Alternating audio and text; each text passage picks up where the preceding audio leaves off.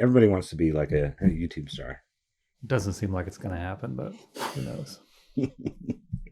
Like they say that you should do like a niche thing, and that's better than a general thing. But I don't know. Like I don't know how we're gonna like turn uninterested people into people interested in this stuff. Well, the problem is we're doing like a niche of a niche of a niche. 40 to 60-year-old people are probably interested in this. This time around, we're looking at the Legion of Superheroes, the Baxter Paper Era, number 50. Volume 3. It's by Paul Levitz, Keith Giffen, inked by Mike DeCarlo, cover by Ken Stacy. Ken Stacy had kind of a big run doing these kind of airbrushed covers. This one's pretty cool. I thought Ken Stacy might have been a Kansas City person, but maybe that was Rick Stacy. That's Rick Stacy. Damn. Is he Kansas City or is he Topeka? I feel like he might be Topeka, but I think he taught at the Art Institute here for a little while. And he's like, at least in the smaller days, the smaller con days, he was like a staple. He's probably still there. His name is buried under all the movie stars. Right. Yeah, I remember always seeing his name or on the flyers and stuff. Mm-hmm. I don't know what he ever did in comics. Do you? No, other than how to draw comics, But yeah, that's Rick Stacy or Rick Stassi, different guy. Yes. Ken Stacy is the cool airbrush painter, and these you really got to see in person versus the ones they have online on like DC Universe Infinite Online. They're terrible. They look like utter garbage. They owe Ken Stacy an apology for the way these appear on their website. They're all smoothed out and like unsharp masked and stuff. Yeah. And like he uses, it's not as evident on this one as some of the other ones where he kind of puts some highlights on with like a colored pencil or some kind of grainy, chalky, right, textured stuff at the end.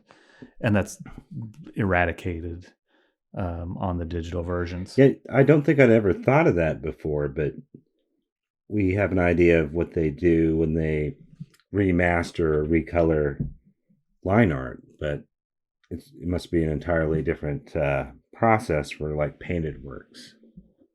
Well, it shouldn't be hard, but evidently they have their thing they do, and it doesn't look pleasant up close. Like, but they would be scanning it with the color, right? They wouldn't be rebuilding it from scratch the way they do the color in a traditional comics page, where that's they true. Just take the black and white line art and recolor it completely. Right, but like we've talked about, they've kind of even started to move away from that, and they have some kind of process where they retain the Ben-Day Dots original color, right, and kind of somehow combine it with line art, and that's kind of what these look like online. Is like the logos and the little corner box. They're really crisp and sharp, as if they had like a photostat, or something that they can just paste on it and it looks really bright. But the cover artwork is, it's manipulated and very weird looking. Yeah. Looking at them side by side, they are pretty different. Yeah. The digital one is much bluer, at least the one I'm looking at is. I'll try to put them side by side, I guess, on this video. Maybe a scan or a photo of the actual comic, because it's a little bit glary and washed out right now.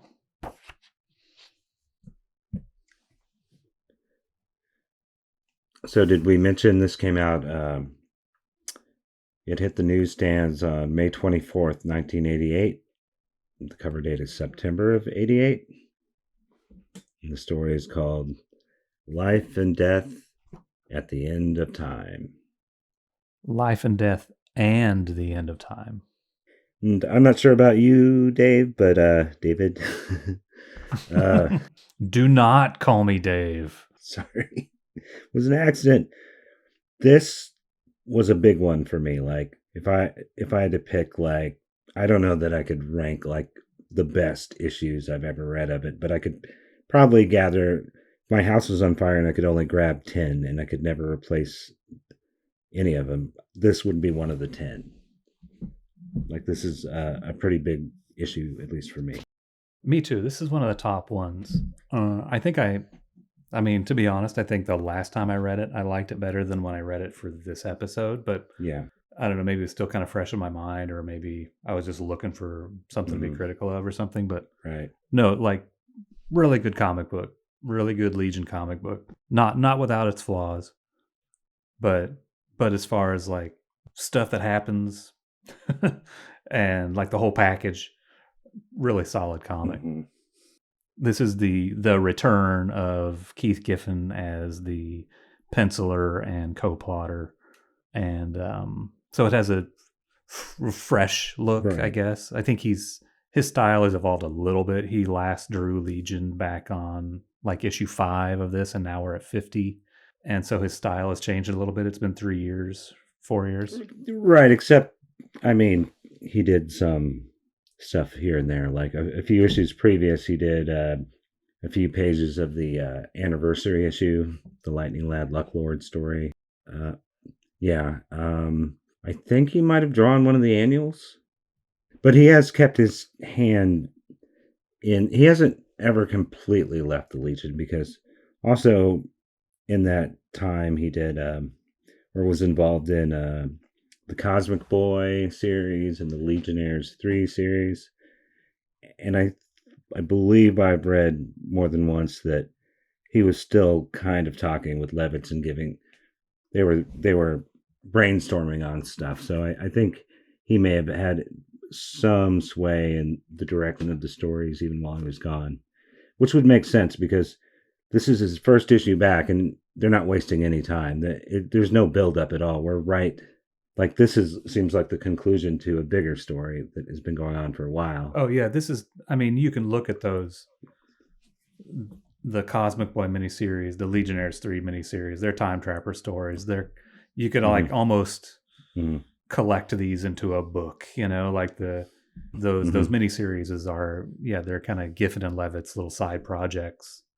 Those 8 issues, this one, maybe even throw in, 5 years later, issue 4, and just have this Time Trapper saga, I guess, in a way. You'd have to have Death of Superboy also. That's right. I forgot about that. Yeah. That's why this issue even happened, right? They're avenging Superboy's death in this issue. Allegedly. I think Brainiac 5 might have other motives, more selfish motives, but yeah. But yeah, sometime I think maybe I would like to read it that way. Mm-hmm. And it would be about 12 issues of comics. That is the 1980s 8 Time Trapper omnibus or whatever. Right. The issue previous too maybe was building up to this too, right? Didn't they actually show like Mon-El trying to bring like a dwarf star into the headquarters? Oh yeah, I think the conspiracy thing was kind of spread out a little bit in the background. Mm-hmm. Just to bring our viewers up to speed, we should say that this is a story where a handful of Legionnaires, they have the plan to, for once and for all, kill arch-villain the Time Trapper in retaliation for his destruction of their best bro, Superboy, and also I guess just because they don't like him. He's an asshole. They've had it with him. Brainiac 5 wants a monopoly on fucking around with time travel. Mm-hmm. But yeah, they want revenge for what was done to Superboy, who was the inspiration for the Legion. Right. The story starts here in the Time Trapper's domain at the end of time, which it's kind of weird. Like, I guess the end of time is actually a specific point in time and not just after everything's concluded, I guess. Right. And in those earlier miniseries, in Legionnaires 3, he actually had like a big citadel. And actually, if you go even back farther, there's the John Fort designed Time Trapper headquarters, which is like this very bizarre looking building that's like in this wasteland. Yeah, they seem. I don't know when they got the idea. I suspect it was Giffen's, not Levitz's, because he had worked with the Time Trapper a few times before the 80s.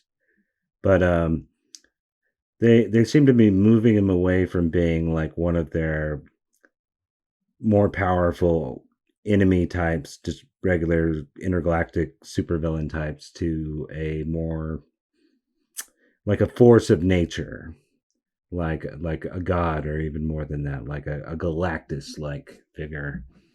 And especially in the last two or three appearances that he's had between uh, Legionnaires 3, which Ernie Colin drew, and then the Cosmic Boy series and the Superman. Each time he's tweaked a little bit more, and he seems a little more aloof and a little more godlike.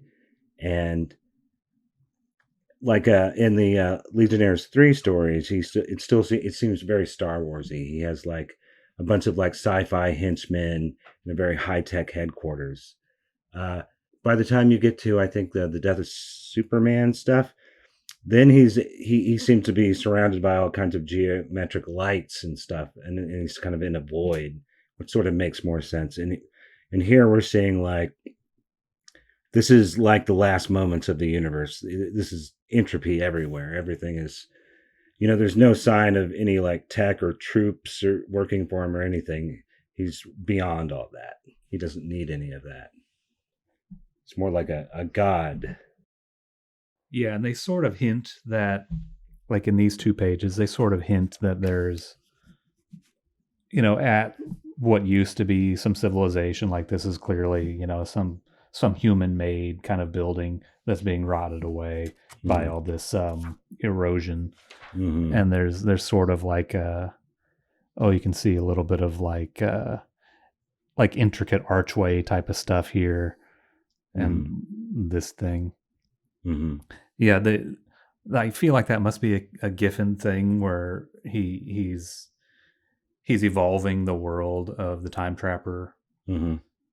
But it's also kind of strange that he's doing that. It's as if the Time Trapper who lives at the end of time is also subject to the passage of time. When Right. they kind of want us to think that he has control over all of it, but he's living through stuff, Right. I guess I take it like entropy is like his domain or something. Like it works for him in a way that it doesn't for anything else alive. Like he thrives in entropy, and yeah, like it's like his very environment is progressively breaking down. It's more like he's devolving than evolving. Like everything is becoming more and more decimated. The storytelling on these first 2 pages it's a little confusing. I feel like the crew making this artwork maybe didn't quite know what Giffen was going for in some ways. The colorist for sure didn't know what to do with this. Carl Gafford, colorist. It just looks a little strange. And then I took this page and in Photoshop I stripped all the color out of it, just to try and see what, like storytelling wise, like if I get an idea of what's even happening. It feels like these 3 panels just in here just look like random views of this end of time ruins of civilization, and then a big panel of Time Trapper. But if you look back here, it looks like there's a stairway and maybe another stairway, and then here in the foreground is stairs. I think we're supposed to be like a point of view that's like following its way down through some some kind of ruins down into like a pit, and you can see the Right. stairway here behind Time Trapper. And I feel like maybe even Mike DeCarlo didn't get that maybe this is a stairway here, even though it just looks like some kind of shale rocks piled Mm-hmm. up. Mm-hmm. In the top middle. Yeah. Yeah. But I mean, he's doing his best, and he's doing a good job of like putting a thicker edge on certain things to delineate the different planes of view. Uh-huh. But I think this whole page maybe needed something else to get the storytelling that Giffen intended through to us. And I think the coloring is a little off. Like this thing that Time Trapper is looking at, you can see Mm-hmm. there's this little glare thing right there. Mm-hmm. I think this is supposed to be a shiny mirror or a crystal ball thing that he's looking at, but it's just colored this kind of yellow brown. See how there's this arch shape? Mm-hmm. Right at the top of that is like a sparkle. Oh, I see it. I see it. It's colored the same. It's colored the same way. Well, I'm looking at the actual comic. Yeah, it doesn't look like a sparkle because it's colored in the same yellow Right, but it's as the drawn rest like of a it. sparkle. Like if you Right. take the Yeah. color out, it looks like a lens flare or something, like a glare. So does it hold up very well without the color? I'm sure it kind of looks good, all the lines, but I mean, it seemed like they did put all these different colors to try to make sense of the Yeah, lines. it's total nonsense without the color. Right. I feel like though, even with this color, it's still kind of nonsense Right. because all you can really understand about it is the bright magenta Time Trapper, Right. which in a way that's good. That really draws your attention on this page to him. Mm-hmm. But I think some of this other stuff is not quite right, and I feel like this panel is even kind of it's meant to be a down shot. Like you see the top of the stairs and you see the top of whatever this cake shape thing is, Mm-hmm. but the coloration, it doesn't really put that over at all. Like the extreme foreground is just this green color. Right. Um, so I don't know. I mean, I think it was just confusing for everybody except for Giffen, and he Right. didn't share the memo with everyone. So I think that's a weakness here. I wish it looked a little bit better or was more clear. Yeah. So, next page is Timberwolf and Ultra Boy kind of giving us a little exposition, talking about how Ron de Vidar, who had been dead, showed up alive, and they're like collecting some stuff for, or this group of legionnaires who has been plotting to take out the Time Trapper. It had been a secret up until maybe last issue, and now everybody's on board. And they're going to see Circadia Senius at the Time Institute. Right. And I think this is the first we see of Ultra Boy's new look, or the beginnings of his new look, anyway. Kind of a more. Oh, yeah. Giffen has started redesigning all the costumes. And also, Timberwolf kind of has a new look. Right. Like he has never looked like this before. I don't think. Like there was the kind of the way that Steve Lytle drew him, Mm-hmm. where he had long sideburns, and then there was the way that Giffen drew him, this kind of handsome guy with kind of a page boy haircut, kind of, or just kind of a Or the 70s look. Gil Gerard big hair. That's right, Now the he Gil has Gerard more of look. a kind of like I see like young hipsters with hair like this today, like kind of a full head of hair on top, but cut pretty short on the sides, kind of Yeah, like he's fading got up. wavy hair and he's got pointy eyebrows. His face is Or kind of wait, drawn long and narrow. maybe it's a Vanilla Ice cut. Was he out yet? It looks like part of his eyebrows cut out. I don't think Vanilla Ice had been out yet. Mm, Even Ultra Boy has sort of a new haircut too. I don't know how long right, that sticks around, but yeah, Giffen and DeCarlo are they're really going for it in making these guys look fresh. right. It's the beginning. I think he's slowly transitioning things towards 5 years later. I believe he kind of had that in mind from the moment he took over. Um, I was reading in an interview with him in the Legion Companion that part of the reason he was coming back was because Paul was leaving.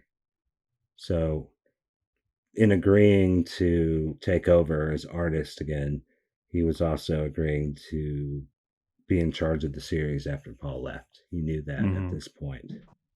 Yeah, it gave him a lot of lead time, right? From like this goes from 50 and then it ends at 63. So he's doing it for a year, I guess. And then I think there's an annual too that he's in charge of. So that's quite a bit of material. And Giffen had been working on it. Like I don't think we've talked about any of them yet, but there's a bunch where he has, like, if you know, you can see that he has done the breakdowns. I don't think he plotted them, but he did the breakdowns on a ton of the Greg LaRocque issues prior to this. So yeah, just another way that he always had his hand in this comic. They're getting a time cube from Circadia Senius. And then we cut to 3 other Legionnaires. They're on another little mission. And now we're back in the multi-lab of Brainiac 5 at Legion headquarters. And Giffen's really gone crazy with the the technology architecture, I guess. Right. Like everything has little access panels and little grills and heat sinks and stuff all over it. And in this panel, like they're going all diagonal. He seems to be getting more and more obsessed with texture, adding like textures to help define, large swaths of space. Pretty soon we're going to start seeing like stains and creeping up on all the clothes and cracks on everything. But here, before everything has fallen apart, it's taken the form of like panels and extra lines on all the walls. Yeah. As I was reading it this time around too, like, I don't know, I was just kind of thinking how just how little that actually adds to it. Like, it's a lot of work. And it gives it a little bit of environment, but it's also in a way overwhelming and unnecessary, I guess, that there's just so much of all those little panels and doors and things. Like, I guess that becomes like kind of a Giffen stock and trade, is that it's not unlike this page where outside of the figure, you have almost no idea what he's drawing. Right. I feel like that's almost like it's become very like modern superhero comics are filled with that. I feel like way more than they used to be. Like thick bold lines defining all the figures in places, and then lots of thinner lines spider webbed all over everything, or even like just little dashes, just smaller marks inside of thicker shaped lines. I wonder where that comes from. Is it just like people looking at like artists like Jeff Darrow and Art Adams or something, and Mobius, and just trying to get that look, even though like those guys, they have they have like upper echelon skill level, of course, but then also like they do that stuff to, like, they know their business enough to make that stuff add up to something. Where you could also just like start drawing little lines everywhere and it kind of looks like Art Adams, but then it also doesn't add up to anything or doesn't add anything to your storytelling. And I kind of think that's almost what Giffen has going here. Right. Like it's just not quite enough to fill up the pages with lines. Right. It just becomes like a mess of stuff eventually. I think with some artists it has to do with working digitally, and like I think it sometimes makes a digital drawing look more organic or feel more organic when you have like lots of extra little lines all over it. I don't know. I think artists often have like each artist has his own density per square inch of page, that they feel comfortable with, a certain amount of line. And Giffen usually works a lot smaller than this. These are bigger panels than he's been using. Even at this time, he was using the 9-panel grid quite a lot in other comics. So when you have like a big panel, like of those buildings on the page before, maybe it just feels unfinished to him, unless he adds more lines in. You know what I mean? Mm-hmm. Yeah, I mean, I love looking at this, but it's I don't know, story wise, it's really meaningless, and it's just a lot of the same. Right. But yeah, I don't know. I'm kind of mixed about it. I appreciate that he's really like he's really upping the game of the environments of Time Trapper's Domain, 30th Century Metropolis, the interior of the multi-lab. But it also is just a lot of the same as you go through this. They color it a little differently. Like if you imagine this comic in black and white, it's just I don't know. It seems like it would be. I mean, I know he didn't draw it intended for black and white, but it would be really confusing and strange. Right.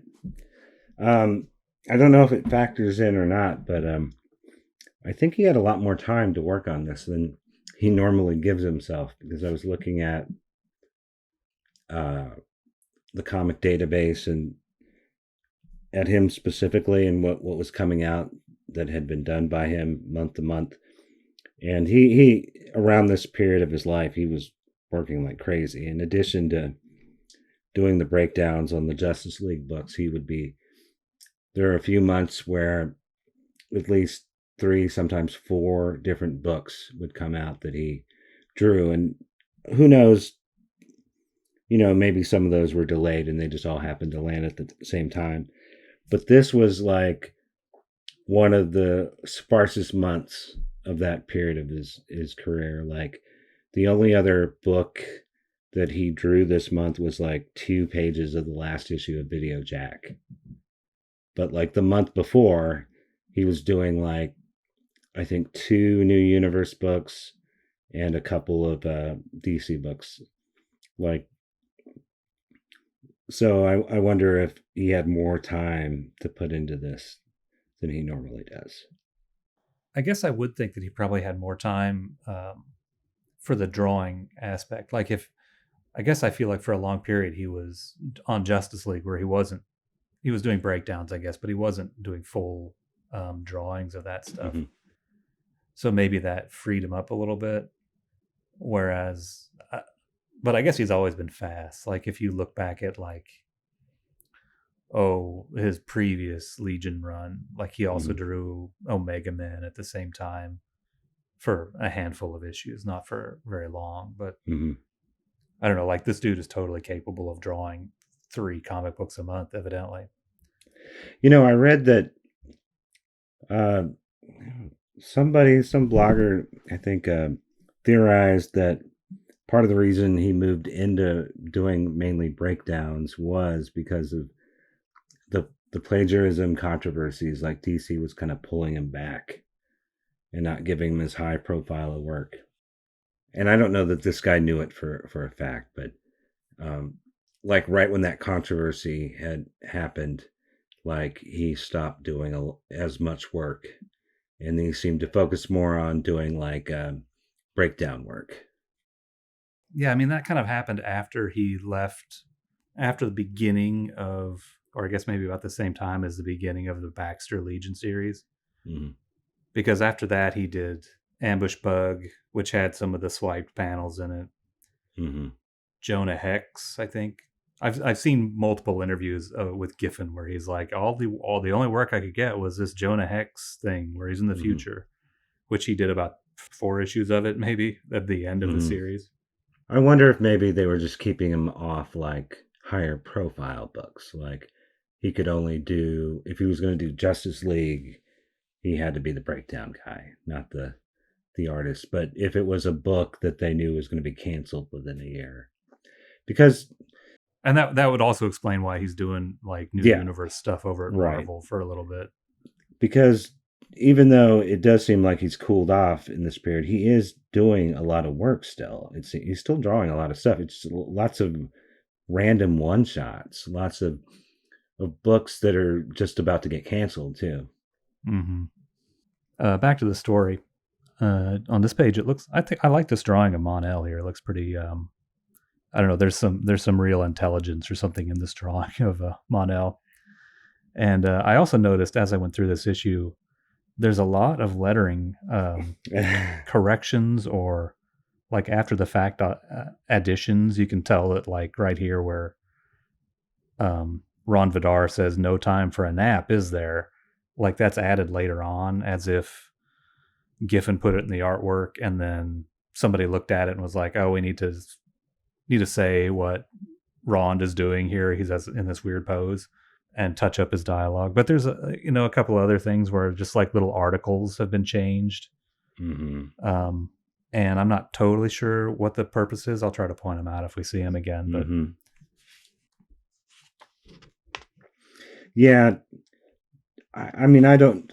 Looking at the nap one, I don't think I would have spotted that right off. mm-hmm. When to me, you can usually tell when it's like overly expositional in a comic this late. Like everything's overly has way too much exposition in like the 60s, but when it pops out of nowhere in an 80s comic, like the editor looked at it and they're like, nobody's going to know what he's doing here. You need him to say what he's doing to explain this drawing a little bit more. Yeah, I guess so. And I mean, I feel like this is a really big issue. So maybe there was a lot of moving parts that they wanted to make sure got over. Mm-hmm.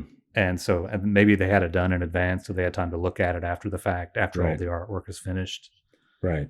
Something like that. And that would make sense here. Like maybe there was no line at all down here, and he's just making this weird pose. He looks really strange. So they said, we need to point out that he's yawning. Yeah, I think that's what happened. Yeah. Why they wouldn't just put a yawn? I don't know. But yeah, a little like yawn sound effect above him or something. Right. But yeah, who knows? But yeah, so now the whole team is involved in making this some kind of gizmo that Brainiac 5 has dreamed up that uses a time cube and I don't know, a bunch of other stuff, all this pastel colored multi-lab stuff to go and take out the time trapper. He seems way too big. Who, Brainiac 5? Right, he's the furthest figure and he's gigantic compared to like say Bouncing Boy. Yeah, in general the perspective and the scaling is right except for that. Right. Which is kind of weird. I feel like Giffen's having some trouble drawing Censor Girl.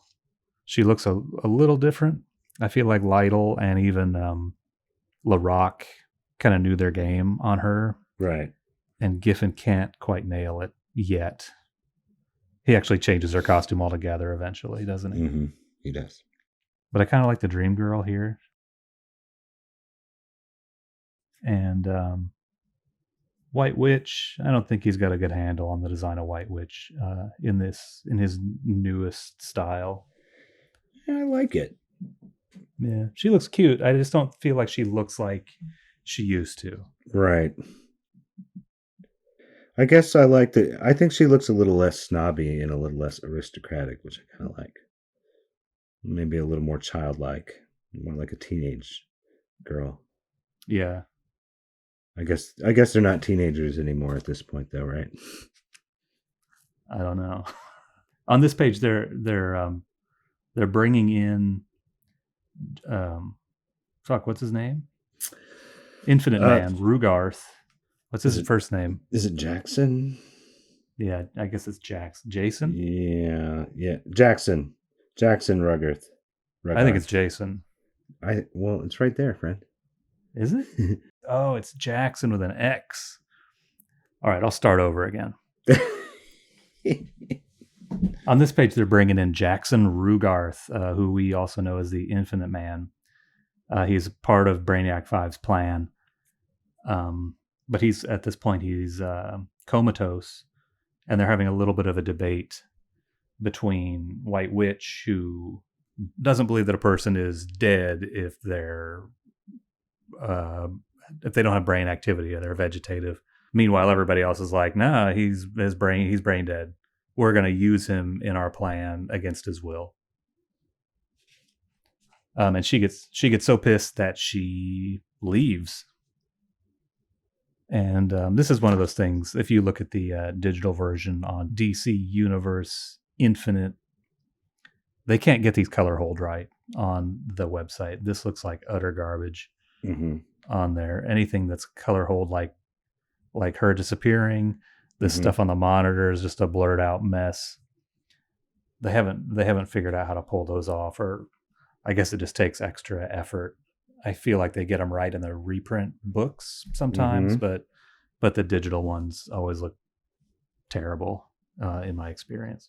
It seems like it would be easier, but what do I know? Yeah, I don't know. I don't know what they're doing.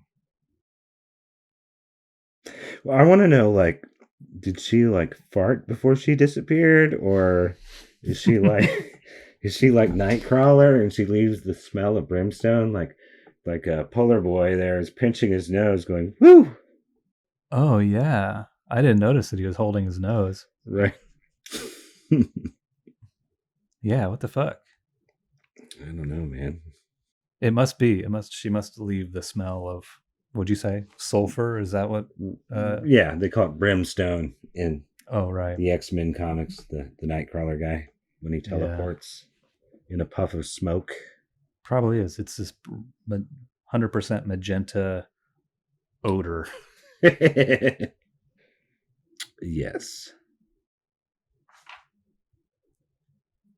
They put Jackson Rugarth in some kind of thing, and they're going to revive him or send him back into the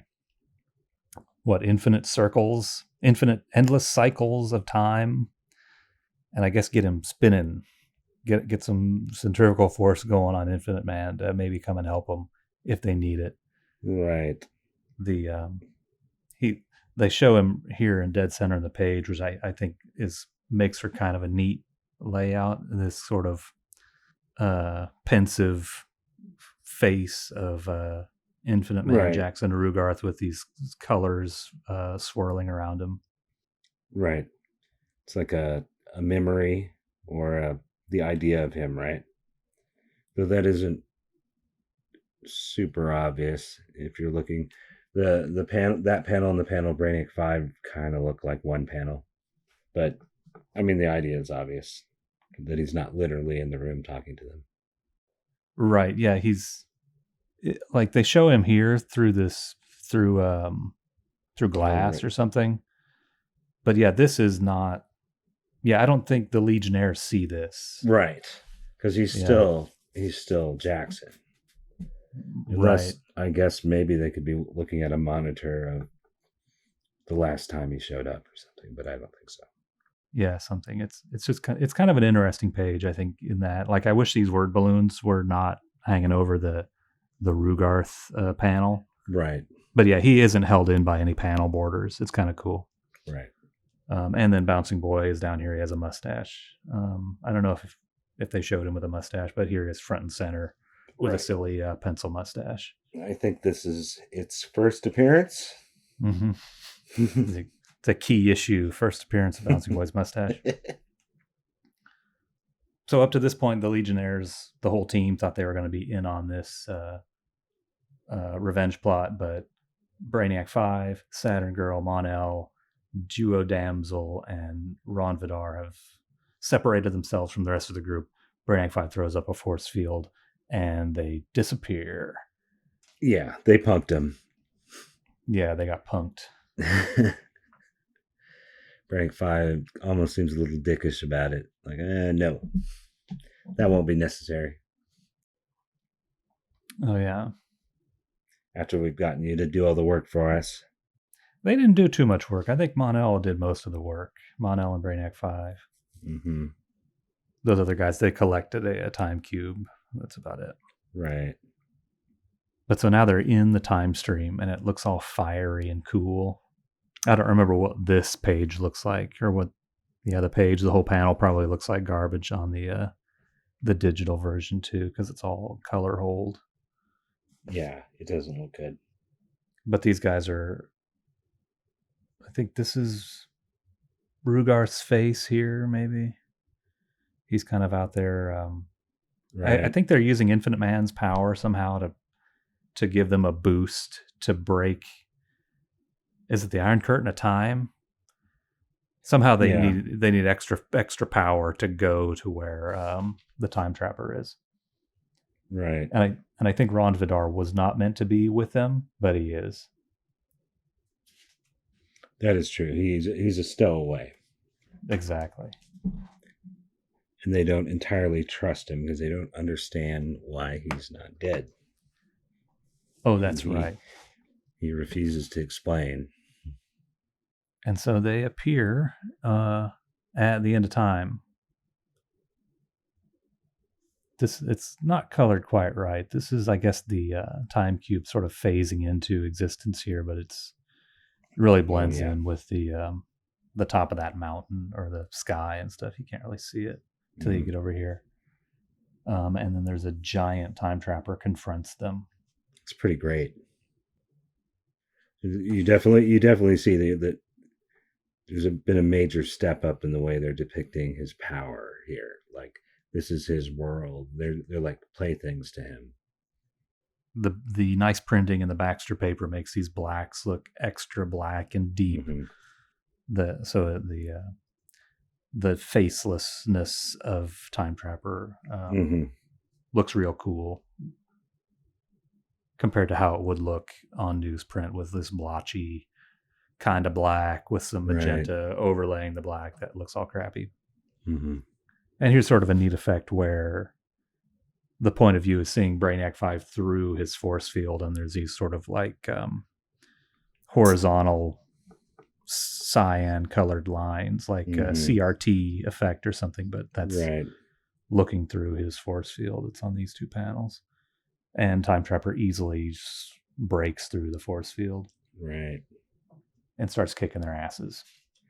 I'm also noticing now, and I don't think I saw it earlier, he's got these very visible like splotches all over his robe. Oh yeah. Yeah, that was on page 2. It was. 2. It wasn't colored, but it's drawn on there. Yeah, I think it works better not colored. Yeah. Al Gordon this way. Al Gordon in the next series, in the volume 4 or 5 years later, really has mastered that kind of cruddy stuff that Giffen will draw on whatever old or decaying things. Mm-hmm. Yeah, it does not look good colored, just gray on here. Yeah, it's kind of like how in older comic books, like the simple way of depicting water getting on your shirt or something.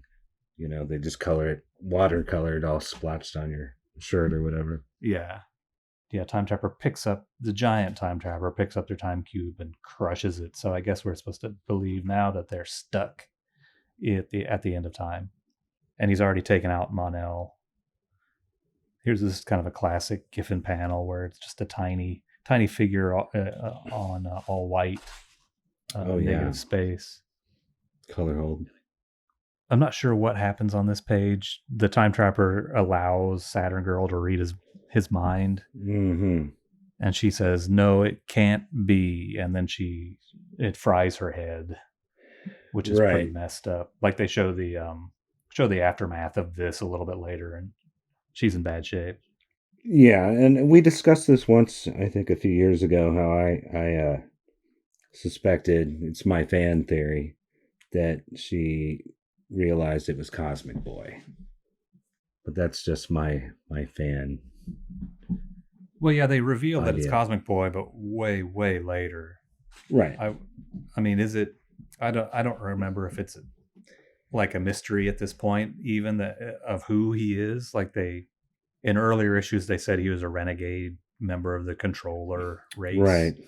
But then I think they even backpedaled on that. I do feel like it means that it is someone, maybe, because I mean, I would totally understand, like, she's trying to read this god's mind and it fries her brain or something and she screams in pain. But she's saying, no, it can't be. Like, what else could she mean by that? Well, she says she wants to know if he's really a man, immortal, or entropy incarnate. Maybe when she reads his mind, she realizes that whatever she might have thought he is, he's not that. He's something else. I can't believe it, or whatever. You know? Like, he really is in entropy incarnate. Yeah, or really there is nothing there, or there's infinity there when I read his mind. Fair enough. Because I don't. In this issue, definitely they don't ever say like, "Who is he really?" You know, like that's not even a question on their mind. Jeez, Dave, you destroyed my dream, David. Well, I mean, you could still be right too. It's up for interpretation. I like this pose of him, like giant trapper holding Brainiac 5, like he just picked him out of his nose or something, and flicks him away. Booger.